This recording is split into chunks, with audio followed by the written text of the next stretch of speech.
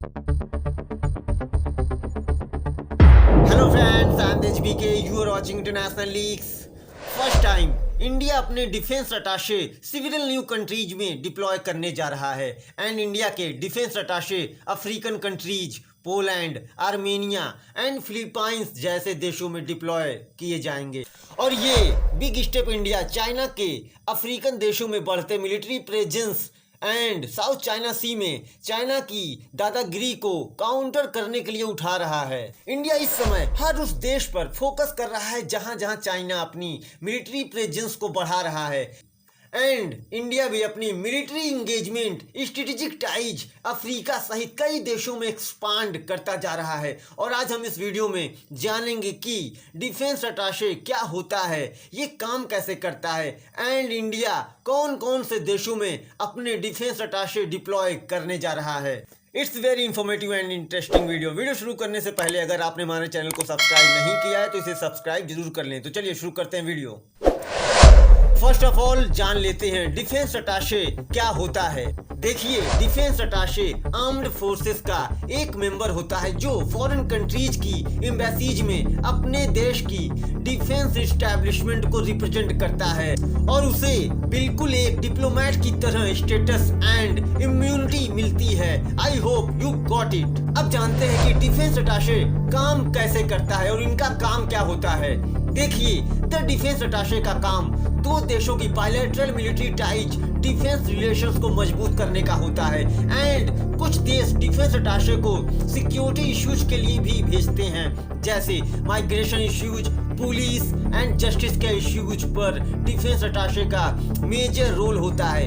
इसके अलावा डिफेंस अटाशे दो देशों के आर्म फोर्सेस के कम्युनिकेशन एंड कोऑपरेशन के लिए भी रिस्पॉन्सिबल होते हैं। Defence attache as military and security advisor के तौर पर अपनी कंट्री के एम्बेसडर एंड एम्बेसी के स्टाफ को एडवाइस देते हैं and most important thing is defence attache अपने देश की डिफेंस इंडस्ट्री, मिलिट्री वेपन्स को भी उन देशों में प्रमोट करते हैं जिन देशों में ये डिप्लॉय किए जाते हैं।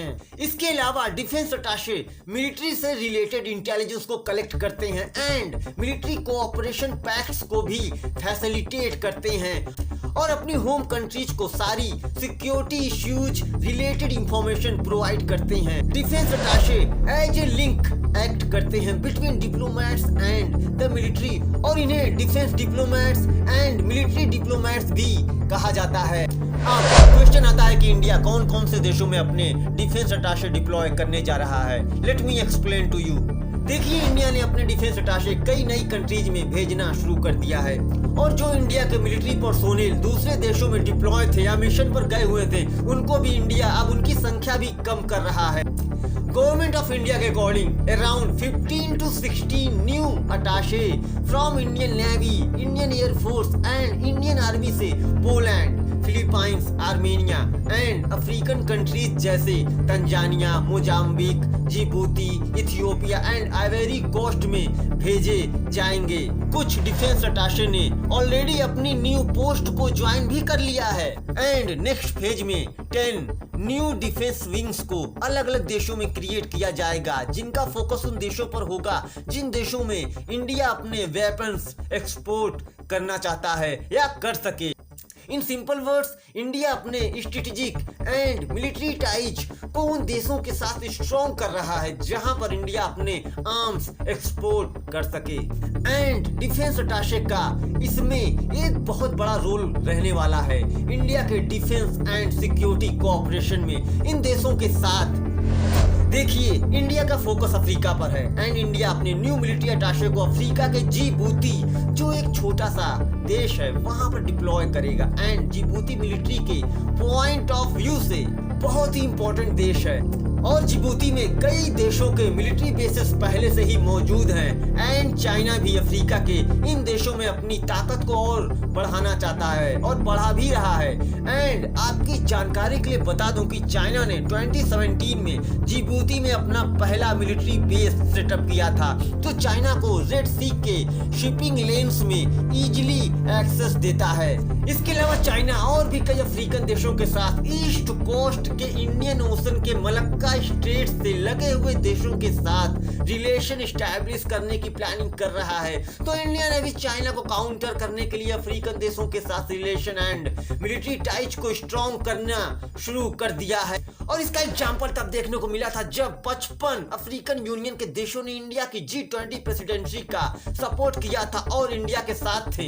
As for now India 26 new mission को सेटअप कर रहा है और उनमें से 18 मिशन इंडिया के अफ्रीकन देशों में होंगे। और इंडिया का इस समय मेन जो फोकस है वो Ethiopia, Mozambique and Ivory Coast जैसे अफ्रीकन देशों में मिलिट्री डिप्लॉय करना है। और इंडिया कई डिकेड्स के बाद अपने डिफेंस अटाशे इथियोपिया में भेज रहा है। इन 1970 इंडिया ने ईस्ट अफ्रीकन कंट्री इथियोपिया की कैपिटल आदिस अबाबा में अपना एक मिलिट्री ऑफिसर डिप्लॉय कर रखा था जब इथियोपिया में हैली मरियम का शासन था।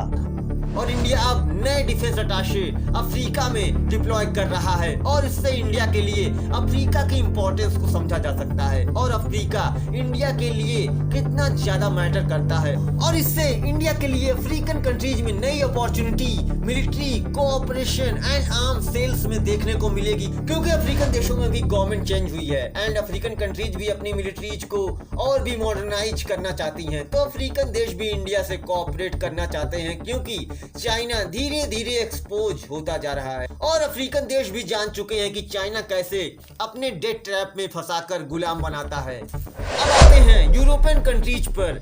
इंडिया अपने डिफेंस अटाशे अब यूरोप के देशों में भी भेजने जा रहा है और इसमें सबसे बड़ा नाम आता है पोलैंड का। देखिए, पिछले कुछ सालों से यूरोपियन यूनियन के देशों एंड इंडिया के बीच सिक्योरिटी पार्टनरशिप बढ़ी है और ये इंडिया के लिए भी इम्पोर्टेंट है। और यूरोपियन यूनियन ने भी अपना एक military attache first time last year India में डिप्लॉय किया था और अब पोलैंड, आर्मेनिया, फिलीपाइन जैसे देशों में भी इंडिया अपने डिफेंस अटाशे डिप्लॉय कर रहा है, जिससे अफ्रीका से लेकर Central Asia, Europe and South Asian region specially South China Sea में चाइना को काउंटर किया जा सके। तो फ्रेंड्स, ये है इस वीडियो का अंत। मिलते हैं नेक्स्ट वीडियो में। See you soon. Thanks for watching.